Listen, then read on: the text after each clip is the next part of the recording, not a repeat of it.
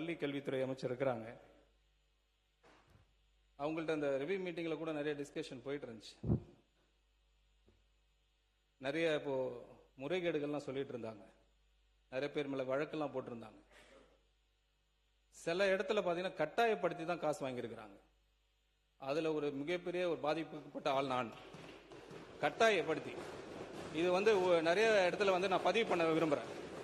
அதுக்கு முழுக்க காரணம் என்னன்னு கேட்டீங்கன்னா, இங்க சாட்சின்னு கேட்கறாங்க, எவிடன்ஸ் கேட்கறாங்க.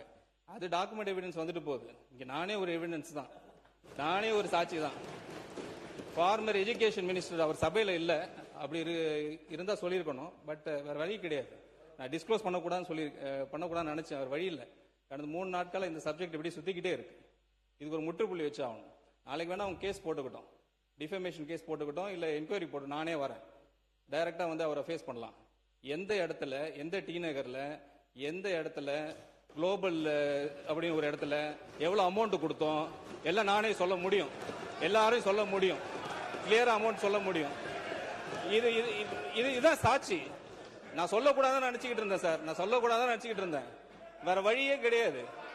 ஒரு கட்டத்துக்கு அப்புறம் மைனாரிட்டி இன்ஸ்டிடியூஷனுக்கு எவ்வளவு அமௌண்ட் வாங்குனீங்க, இது எல்லாம் நானும் சொல்ல முடியும். மாண்புமிகு பொதுப்பணித்துறை அமைச்சர். மாண்புமிகு பேரவைத் தலைவர் அவர்களே, மானிய கோரிக்கை